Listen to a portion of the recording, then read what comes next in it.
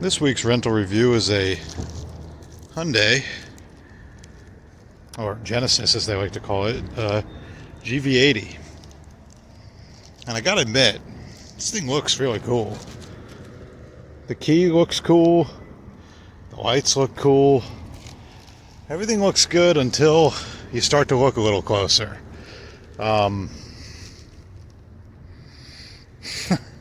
Like I said, the design is awesome. I wanted to start with something positive. I really do like the design. It looks cool, caught my eye. Hadn't driven one of these on camera yet, and I said, why not? I actually hadn't driven this model. Drove the GV70, never drove the GV80, so I was pretty excited. And at first glance, this interior is cool. You know, you got the ambient lighting. You got nice leather right here on the wheel. You got nice leather on the door. Okay. So let's start it up. What are you greeted to? A sea of screens. Okay. That's normal in cars. I'm not going to knock you for that. What do I have here? Climate controls? Are they physical? Oh, nope. It's a touchscreen. Well, at least it's a dedicated touchscreen. I don't like it. I wish it was just physical buttons, but at least it stays here, so that's kind of good. And okay, I got a volume knob and a tuning knob. We're off to an okay start. Oh, I got some buttons for stuff. Oh, those are touch buttons that I think you guys saw how slow that was to respond. Let's try this. Yeah, that's like a 1 full second delay, and this thing's brand new. I can't even imagine how bad that's going to get. So yeah, the screen sucks. The software sucks. Amazingly, it has this wheel. Well, hang on. I'll get there. Amazingly, you know, you can use this wheel to do things. But what you can't do is connect your phone wirelessly. You have to plug it in for CarPlay and Android Auto in 2026. Okay. So the wheels are falling off a little bit. No big deal. Okay. Well, you know, this armrest is kind of nicely padded, but ooh, that's kind of hard and cheap feeling. And well, let's turn the volume. What is this knob? What? You can hear it. Everything is extremely cheap. This cover is the scratchiest, hardest plastic. Little Tykes wouldn't put this on something. This switch gear, loose, shaky. The window switches straight out of a Hyundai. All this stuff that looks aluminum, painted plastic. Man, this is falling apart really quick. These switches down here, just straight up painted plastic. I mean, I get that they want to make this a luxury car, but they got to make it a luxury car. Things like this headliner. This is the most like graded, like rough sandpaper. And you can see as I move my hand over it, it's not even tight. It doesn't even fit right. You know, this feels like a Hyundai. It feels like a Hyundai Excel from, 1994. This thing is awful. The build quality is awful, and I haven't even touched on the most awful part of this interior. This shifter. I mean, what were they inspired by? It looks like you're turning on a faucet. So it rotates, and I do like that it lights up red when you're in reverse, and then it goes away when you're in drive, but it's spring-loaded. Okay, well, let's put it in reverse. Here you have the worst distorted fisheye camera I may have ever seen. I mean, I don't even know why they bothered. It is so fisheyed. I mean, look at this. Anyway, the camera quality is terrible. This, feels cheap. This is extremely cheap. You can just hear it. God, that's cheap feeling. And it's kind of funny. It's like, what were they sitting in a bathtub when they designed this? Maybe they were sitting on the toilet, because this car is a real piece of, I'm not going to curse in this. Where do I begin? Okay. I've showed you some of the quality of the materials and how asinine the screen is that doesn't have CarPlay and how it's all a screen. Okay, whoopee. But what I can't put into words, and I'm just going to try and show you on camera here, is how poorly this thing drives. So this has a 2.5 liter 4-cylinder. the turbocharged engine that Hyundai put in, Kia put in absolutely everything. And I mean everything. It's in the Santa Fe. It's in the Telluride. It's in this. It's in a K5. It's in... They put that 2.5 in a Sorento. They put that thing in everything, right? So for their luxury brand, they decided to use the exact same engine. I mean, first off, what the hell were they thinking with that? Second off, it has the same problems it had in the Santa Fe I drove. It's loud, it's coarse, it has turbo lag, it has no power, and it's terrible on fuel. I've gotten 17 miles a gallon in driving this thing in mixed use. 17 miles a gallon. And it's not quick. They claim that this has 300 horsepower. That is nonsense. I have many cars with 300 horsepower. This does not have 300 horsepower. The 0 to 60 can't be quicker than 7.5 or 8 seconds, which, fine, that's quick enough. Don't get me wrong. I don't think cars need to be that fast. But in a luxury SUV, you're kind of expecting a little bit more.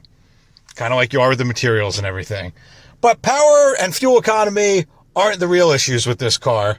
The real issues with this car are the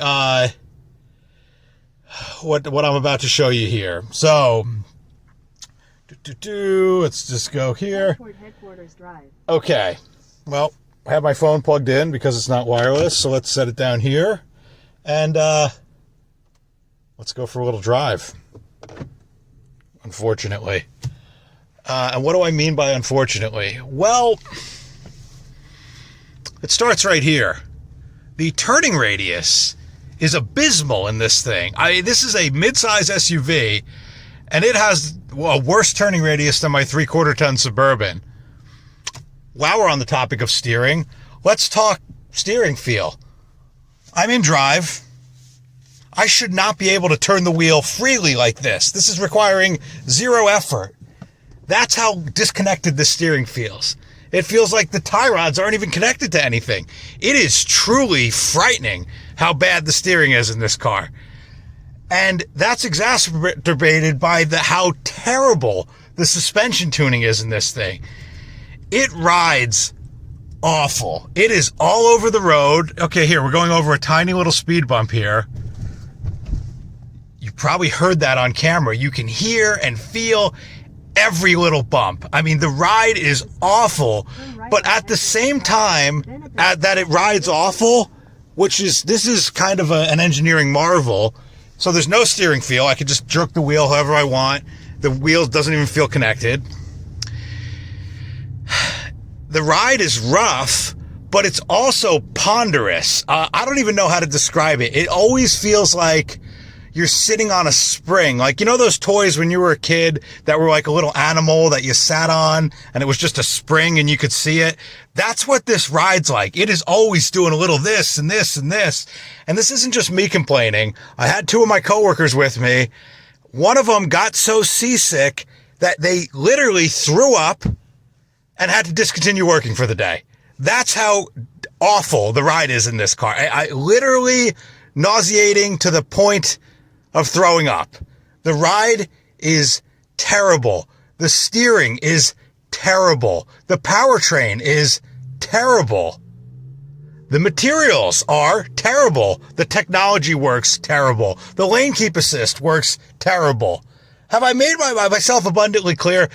This is one of the worst vehicles I've ever driven, bar none.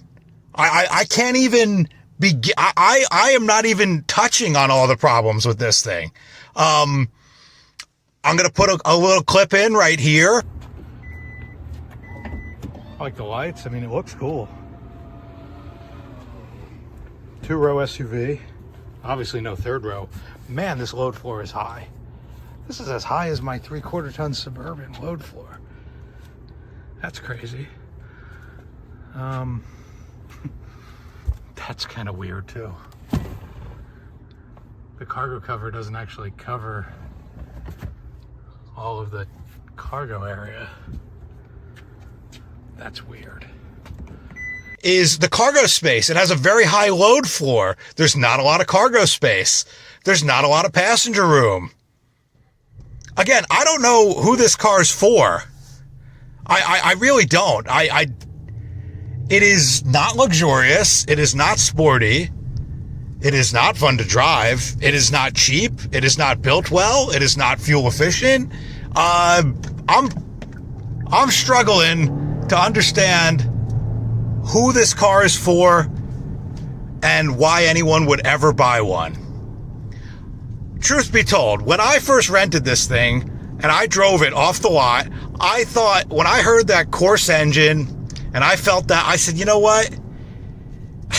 This must be just the Santa Fe. It must just be the front-wheel drive Hyundai Santa Fe. It's got the same engine. It has a similar ride quality of the worst ride I've ever felt. Bonus points, I didn't realize that it would be nauseating at the same time. That's a new feature, a distinct feature for this car. Yeah, I didn't, so I thought it was front-wheel drive based. I had to look it up that this is rear-wheel drive based. You would never know by driving it. It has no driving dynamics at all. I'm not even sure why they bothered. Jesus, the ride. I'm on a 6-minute journey and I'm regretting every second of it. It is all over the road. It is jiggling. It's shaking. It's driving. It feels like it has blown shocks. It feels like the tie rods aren't connected.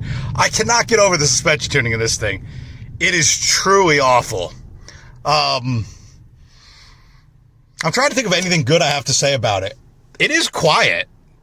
Despite, I gotta say, they insulated this section really well. There's very little to no road noise. Maybe this thing was supposed to be an EV. I don't know. But it's quiet, so it's got that going for it. And it looks good.